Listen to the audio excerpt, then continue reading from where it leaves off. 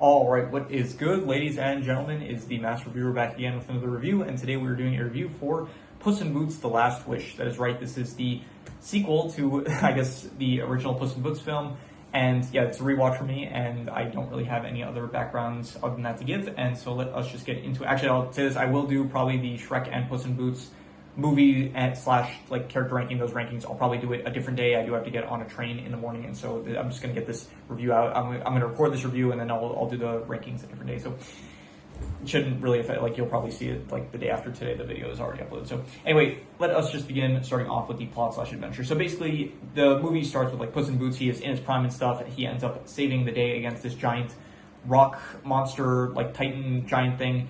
But he ends up dying in the process. His arrogance kind of causes, like, he kind of walks away from where the crowd is, but then he walks back to, like, kind of celebrate his victory once again.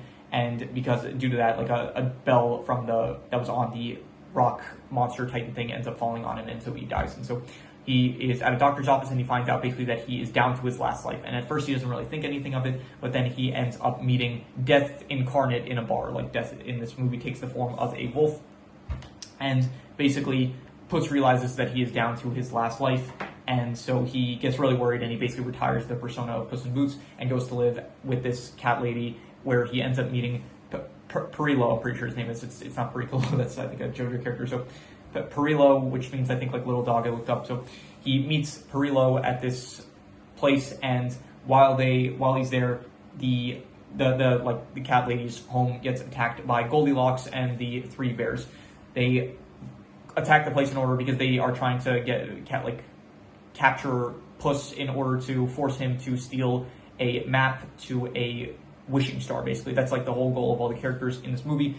It's also what the film is named after. Yeah, there is this wishing star. It's actually mentioned at like the very start of the film that the wishing star like basically crashed onto Earth. I'm assuming that I don't know where this takes place, to be honest, but whatever. A wishing star is what everyone is after, and basically it can grant someone like their wish, basically. So Goldilocks, she's after it because it's revealed later on in the film that she wants to wish for a family of her own. Puss ends up finding out, like, he finds out through the Goldilocks and the three bears about the wishing star, so he wants to wish for he wants to wish for basically more lives so that he can go back to being a reckless hero, I guess. Then Kitty Softpaw, she's also in this film later on. Like, basically, after the scene with Goldilocks and three bears, Puss finds out that Jack Horner has the map to the wishing star. And so Jack Horner, like, apparently from this nursery rhyme that I'm sure was not that popular before this film. So yeah, Jack Horner, he wants the wishing star in order to just control all the magic that there is in the world. And Kitty Softpaws is also going after the map from same character from the previous Puss in Boots film.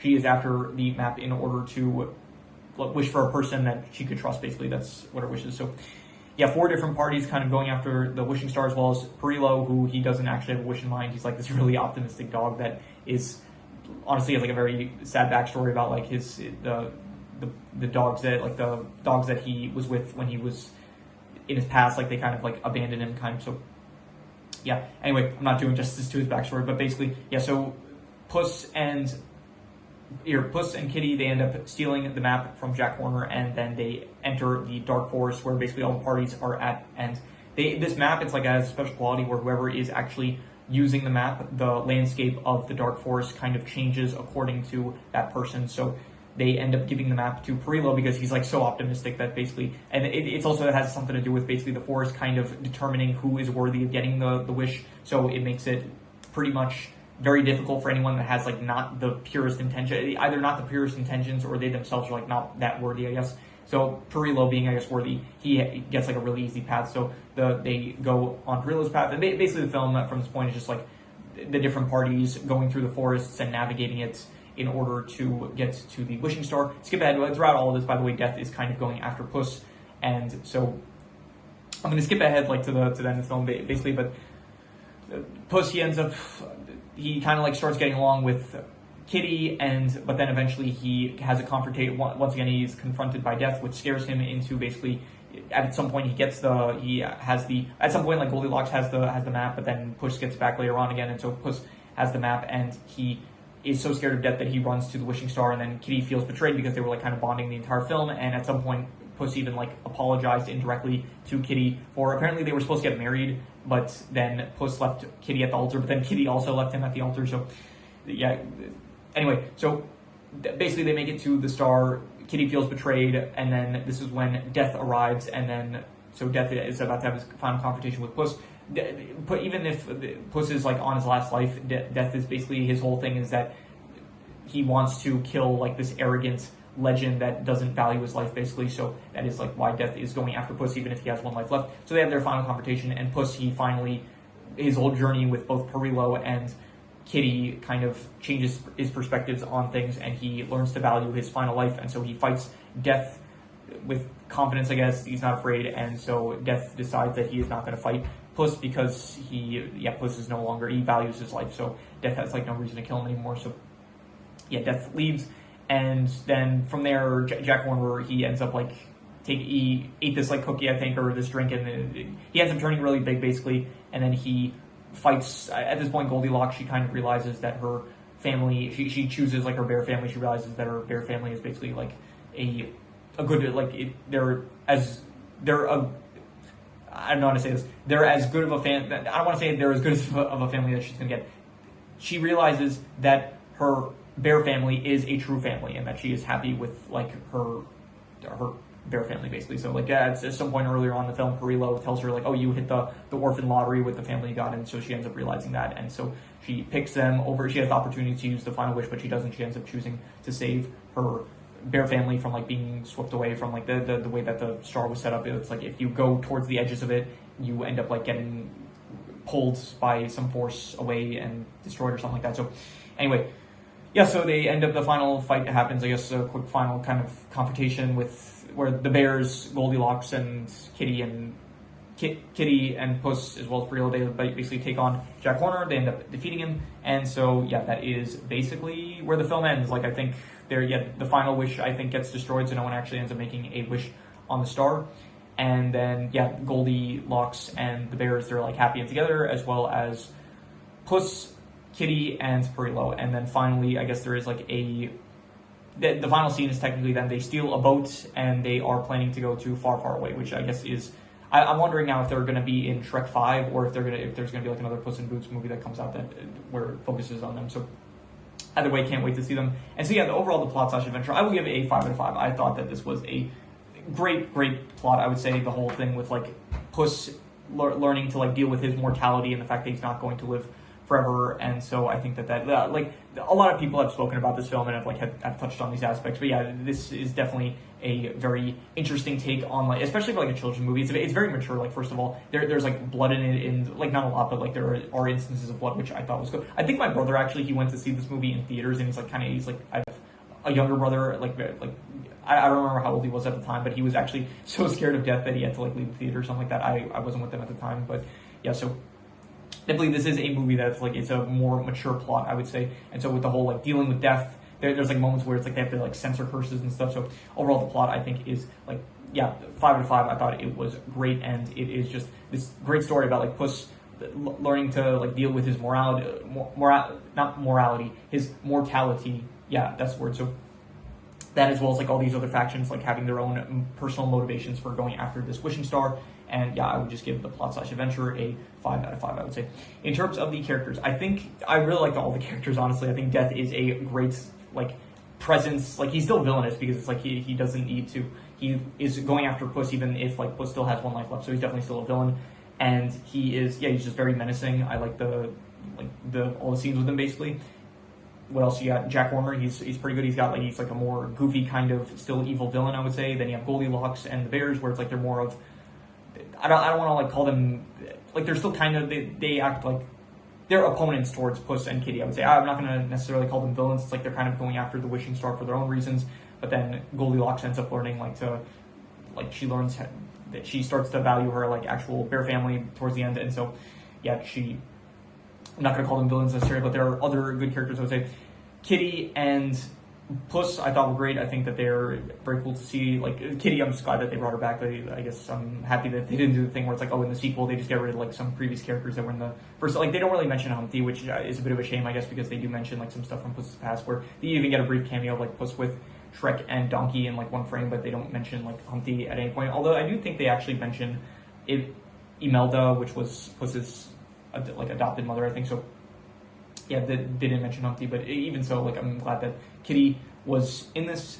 And yeah, let's see here. Perillo, I think Perillo's good, but he is like just very one note of just being overly optimistic and stuff, and it is just a bit, sometimes it's just a bit like, I don't know, again, it's one note, it's not the most interesting, the fact that it's like just, he's just constantly optimistic and stuff, so even so, he's fine, I would say. And yeah, that is pretty much all the characters. There's like some side characters like the cat lady and stuff, and the doctor, all of it I'll get into with the actual character ranking when I do that. So yeah, overall the characters I would give probably, I would say like I'll go an 8. I'll go an 8 out of 10. I'll say that they're great characters. Yeah, I think that pretty good balance between, like, it doesn't feel like there's too many necessarily. Yeah, I would say that they are 8 out of 10. I'll say great characters. In terms of the settings, I love the settings I thought that this movie, like, first of all, visually it looks great, but we'll get into that with the art style. But the actual settings themselves, you have like the actual, first of all, the starting town where Puss battles the actual rock, like the rock giant thing, but that's cool on its own. Jack Horner's like whole his factory area. That I honestly I didn't like as much because it felt a bit like bleak, I guess. But when you get to the actual like Dark Forest, the fact that like it shifts based on who's there and stuff, I thought it's like a very unique setting, I would say. And so for the settings, I would give a solid, like, honestly, I'm thinking between like an 8 to an 8.5. I would say like between great and amazing. And I'm going to be a bit harsh. I'm just going to give it an 8 out of 10, I would say.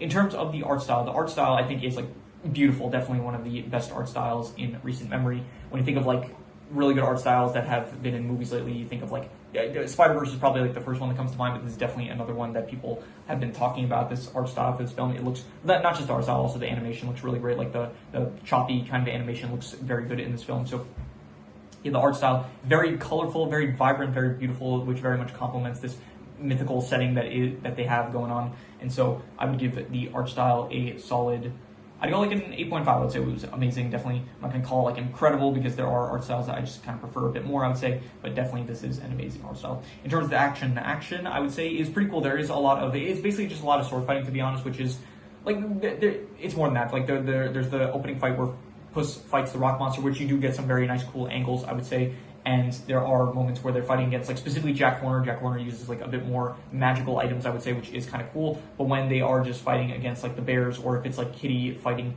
Puss or something like that, then it is pretty much just sword fighting, or even if they're fighting death, it's just basic sword fights. But even so, it is still very cool, I would say. A solid, I'll go with a 7.5. It's, like, it's not the coolest choreography ever, but it's still like, pretty, it's very good, I would say. But it's not, like, I don't know, again, the creative bits are just with Jack Horner, and it would have been, I guess, kind of nice if we just had a bit more of the creative bits.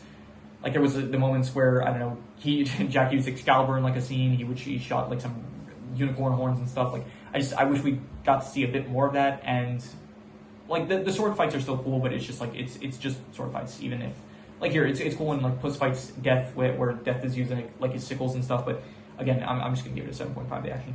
In terms of the worst thing, I would say that the worst thing was probably, I'm not sure, but honestly, Perillo, he just wasn't really my favorite character. Like, I get the role that he was serving in the movie of him being this character that's, like, actually deserving of a wish, basically. Like, he's gone through, like, a lot of bad things in his life, but he is still very optimistic, and he is he's basically, like, the morally best character in the film.